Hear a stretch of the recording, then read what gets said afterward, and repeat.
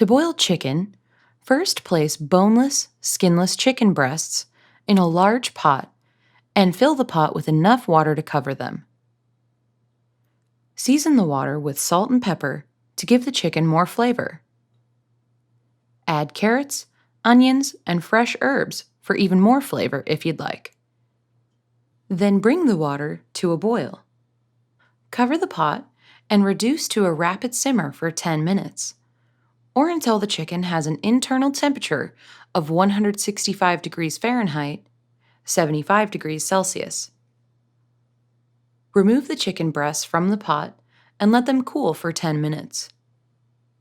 Finally, use 2 forks to shred the chicken or cut it into thin slices with a knife. To boil a whole chicken, follow the same steps, but let the chicken simmer for 1.5 to 2 hours so it cooks all the way through.